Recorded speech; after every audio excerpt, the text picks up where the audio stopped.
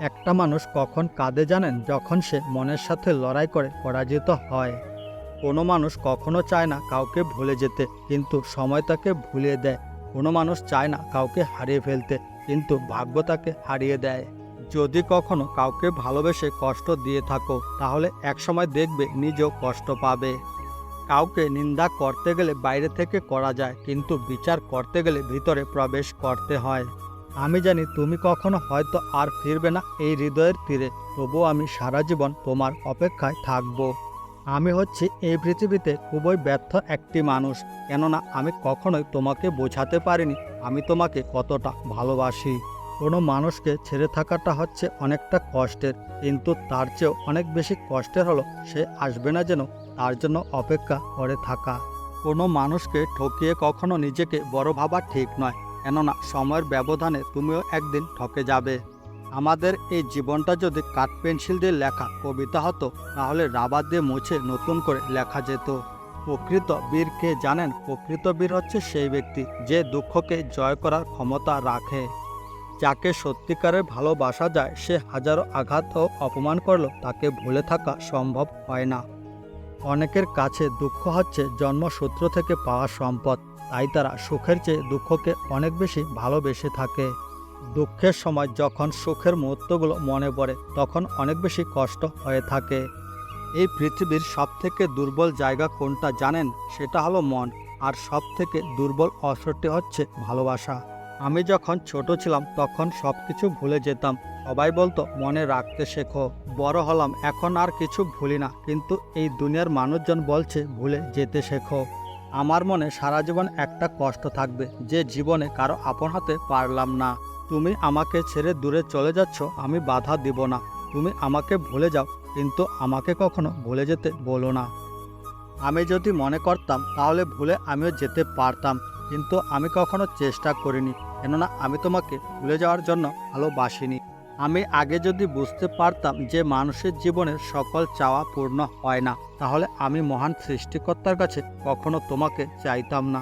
তোর ভালোবাসাটা আমার কাছে খুবই দারুণ ছিল, কেননা হঠাৎ শুরু হয়ে হঠাৎই শেষ হয়ে গিয়েছিল।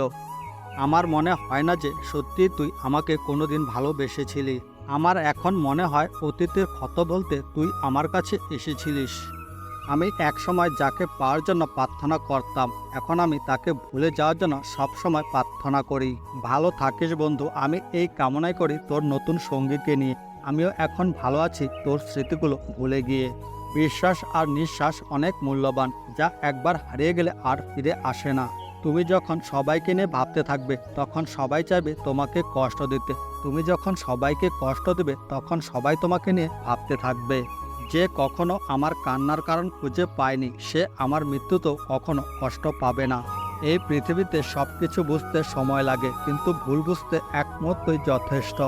চায়ের কাপে ভেজানো বিস্কুটটাও একটাই শিক্ষা দিয়ে থাকে, যে কারো প্রতি এতটাও ডুবে যেও না যে নিজেকে ভেঙে পড়তে হয়। একাকিত্ব তখনই মানুষ অনুভব করে থাকে যখন সে নিজের সাথে কথা বলতে থাকে, কারণ তখন কেউ তার কথা শোনার মতো থাকে না। যে মানুষগুলো সারা জীবন পাশে থাকবে বলে প্রতিশ্রুতি দিয়ে থাকে, একসময় সেই মানুষগুলো দূরে চলে যায়, তখনই কষ্টটা বেশি লাগে। কাউকে অবহেলা করার মাধ্যমে তুমি হয়তো কিছুদিন ভালো থাকতে পারবে, কিন্তু কখনোই সারা জীবন ভালো থাকতে পারবে না। সবাই তোমাকে অবহেলা করছে বলেই তোমার জীবন শেষ নয়। একজন মানুষ একজনের কাছে মূল্যহীন হতে পারে, কিন্তু সবার কাছে নয়। যার কাছে তুমি নিজেকে যত বেশি প্রকাশ করবে, তার কাছ থেকে তুমি অনেক বেশি অবহেলিত হবে। এই পৃথিবীতে শত্রুর আঘাতের চেয়ে সবচেয়ে বড় আঘাত হলো প্রিয়জনের কাছ থেকে অবহেলা।